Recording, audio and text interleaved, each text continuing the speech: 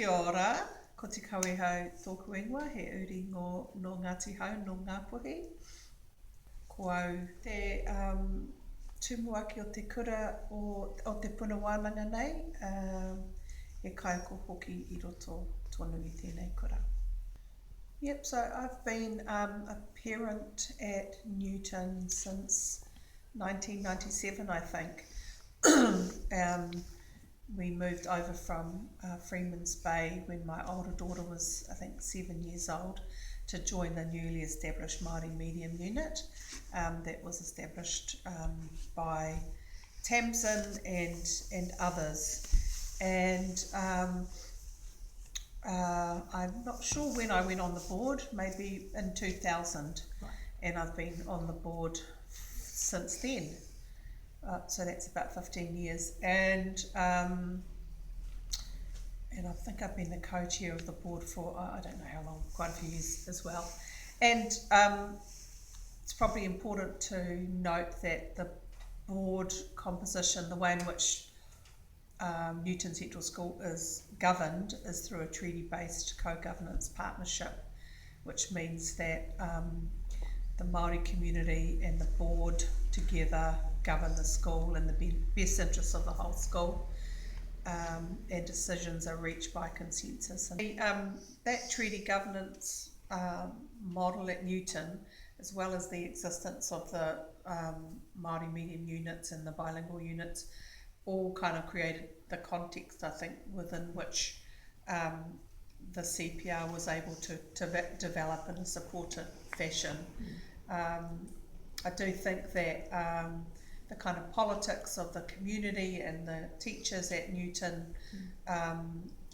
you know, we were interested in a curriculum that was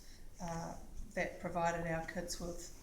the ability to think critically, the ability to understand history, the ability to kind of engage questions and problems that, you know, probably most other schools don't think young kids can engage, and all of that was part of, I think, the context in which the resource was able to develop, because it was able to kind of live a life before it was formalised into a resource. Yes. It was able to be kind of played out in the context of teaching and learning and practice over many years in the context of the Māori medium units, but also beyond that in the sense of the kind of influence that those units had on the culture of the school as well. Yeah. Another part of the development of this resource, Tamsin's development of this resource in the context of Newton, was that she undertook a master's thesis research project, and the findings of that were that teachers generally, by and large teachers, Pākehā teachers in New Zealand, don't teach New Zealand history, they don't teach about the treaty. They feel uncomfortable to do that. They feel that they lack skills to do that. And so that was prompted her to think that she could start to develop a response to those findings in her master's thesis. So develop a curriculum that would provide teachers with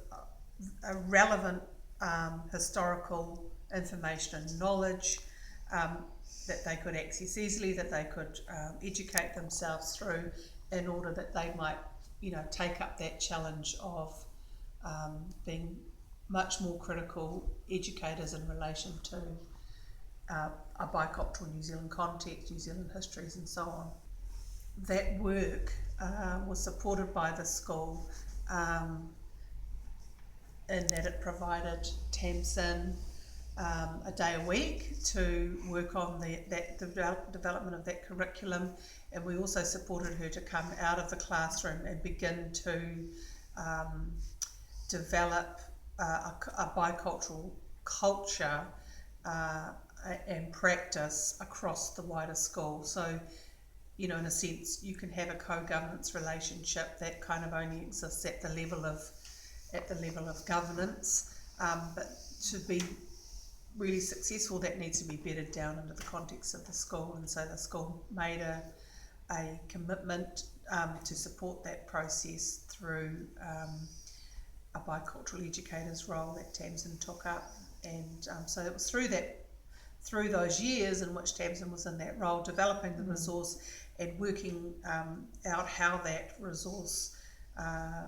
not just the resource, but how those sets of ideas and that knowledge could be permeated across the school into teacher practice around not just Māori language and culture, because that was a line of her work too, but around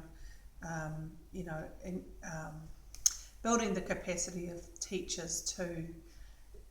engage with and deliver this kind of critical histories material. Having observed the development of this program over a number of years, I've been impressed with the kind of underpinning concept that has driven its development in relation to the role of the teacher. And it seems to me that this curriculum is interested in continuing to challenge teachers to understand their work as a kind of a craft, where they are critically engaged and creatively engaged in the development of teaching and learning opportunities for kids. So this is not a resource that says,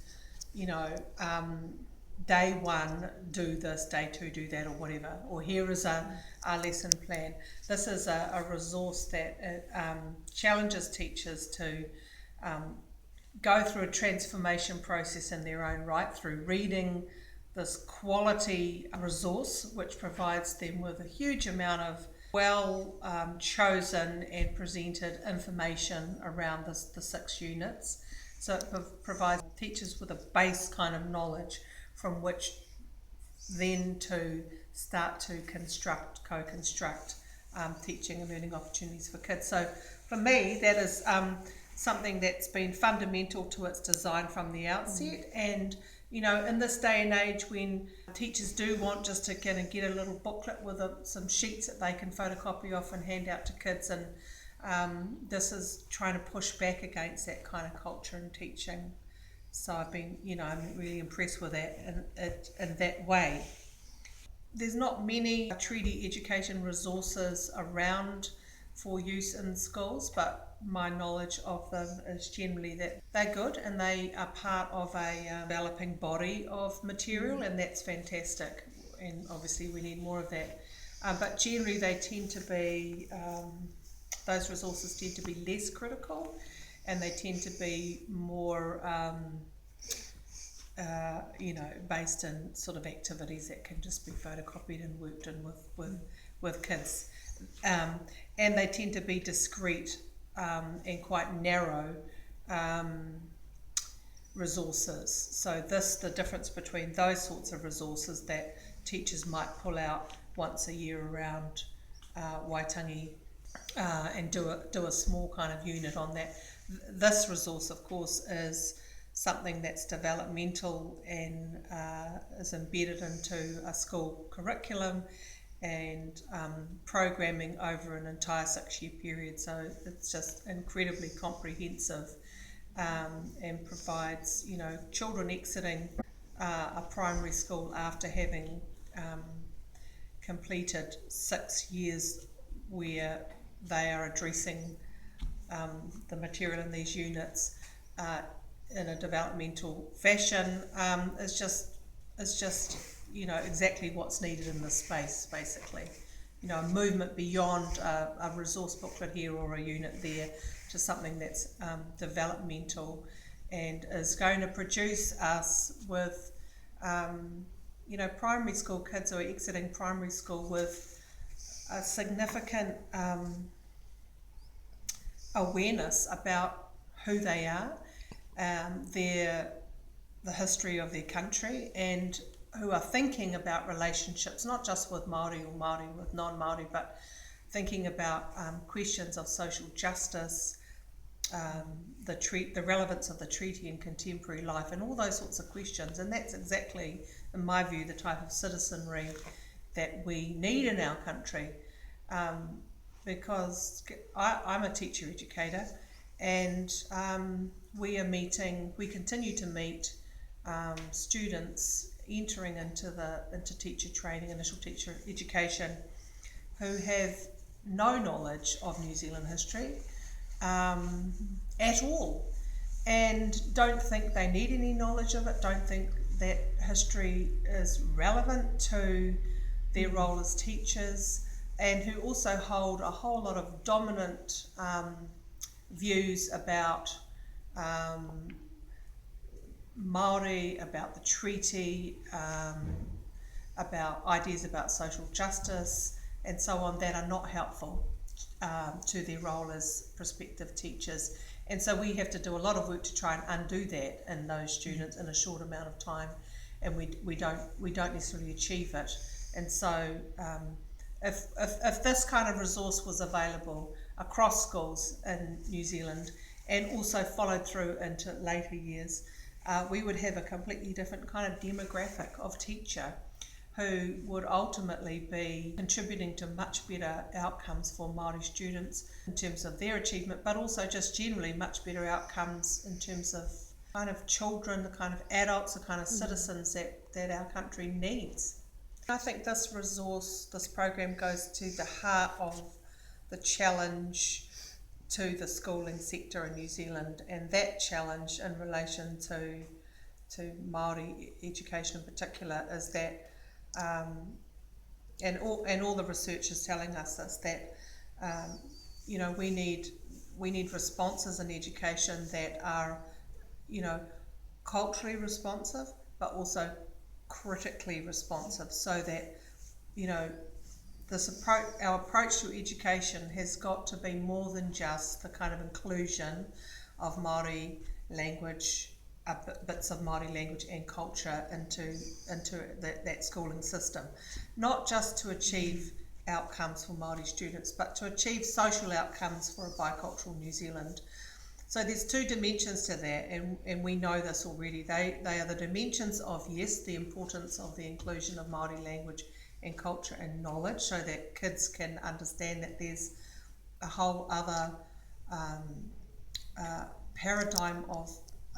knowledge, thinking, perspective and so on that exists in New Zealand. But alongside that is this critical knowledge of the treaty, of history, the ability to think critically, the ability to think politically, and that is the other dimension of what is needed in New Zealand schools, and that's coming through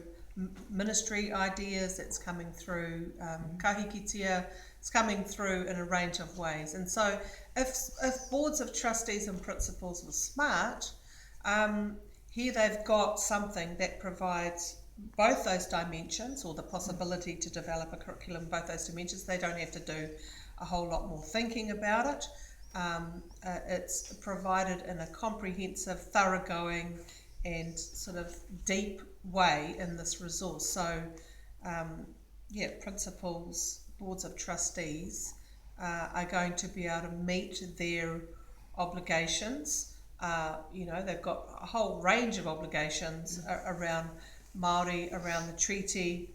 and they're going to be able to meet those substantially through the thoroughgoing implementation of a program like this. Yes. So why wouldn't they? I had the privilege really of having two children that were taught by the Tamsin, the person who's developed this resource, and well before the resource came into any formal kind of program, Tamsin was teaching our children this material. And my children don't remember any other educator or any other educational experience across their entire schooling life that came anywhere close to the experience they had in a classroom that included this type of material, this type of curriculum, and the kind of exciting learning opportunities that that they experienced. And so I know firsthand the value of this work for producing kids who can think critically, who can ask questions, who want to contribute in positive ways to their society in relation to the content of this work. My knowledge as a board member, my knowledge of the rollout of this program at Newton over a number of years has been to observe huge shifts in the teaching staff in relation to their dispositions toward this kind of knowledge,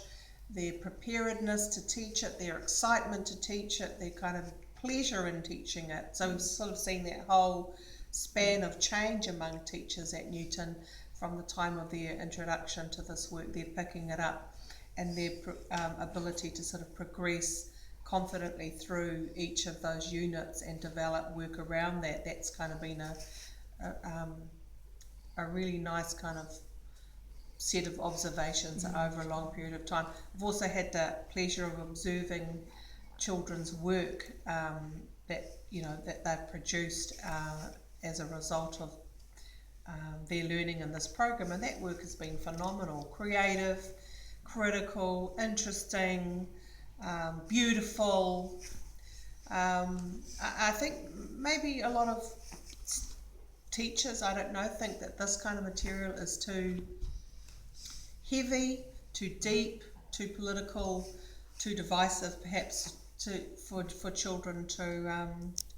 engage with. But my entire experience as a parent whose children have been through a critical curriculum, and of all the other classes at Newton, is that kids just meet this material. They just meet these ideas with the knowledge that they bring and the heart that they have and the understanding that they have. And so they meet it in their own way, and therefore they meet it in a way that they process and can manage and enjoy.